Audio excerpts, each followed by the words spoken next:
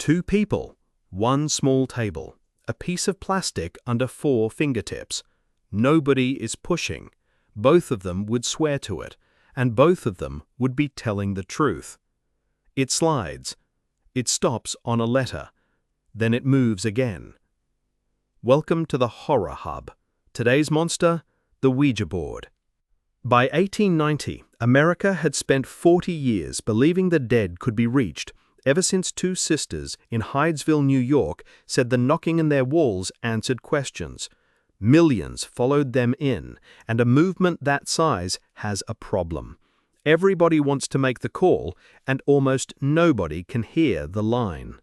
What spiritualism needed was a telephone, and it did not come out of a temple or a coven.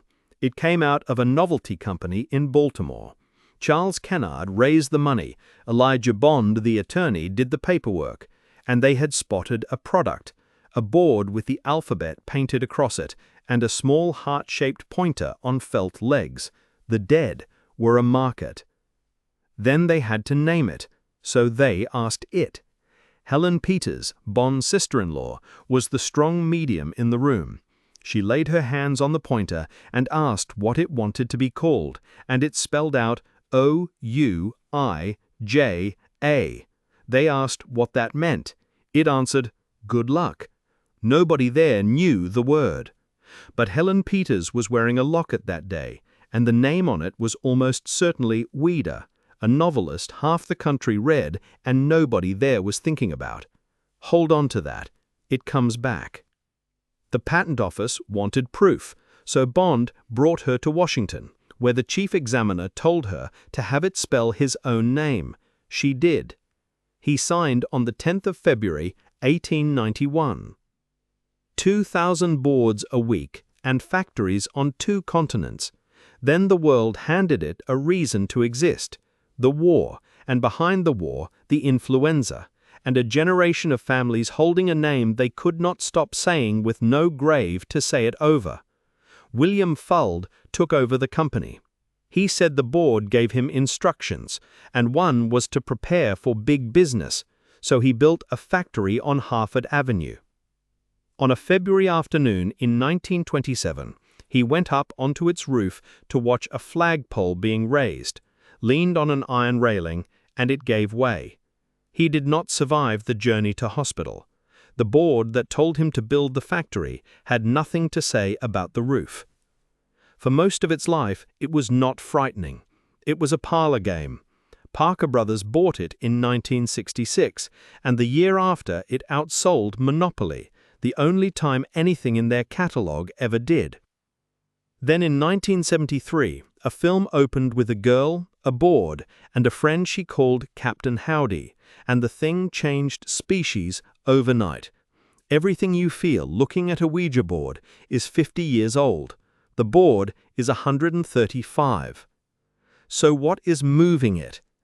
In 1852, a physiologist called William Benjamin Carpenter gave it a name: ideomotor action.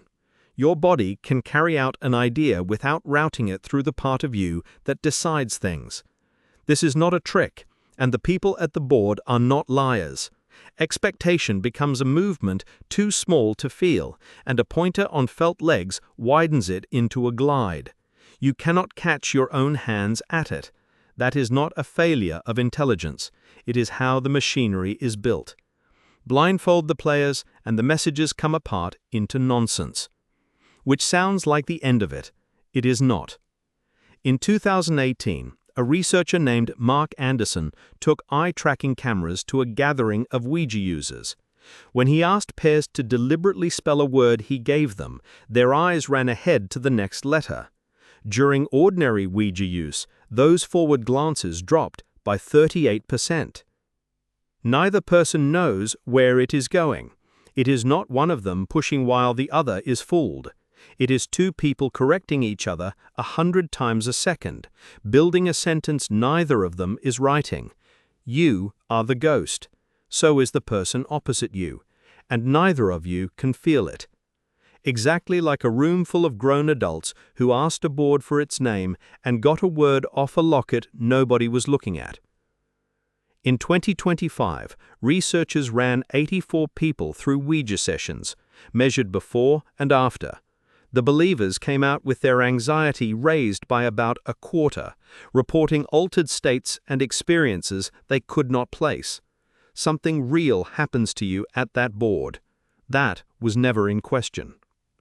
We know what moves the pointer. Nobody has explained why the thing on the other end feels like someone else.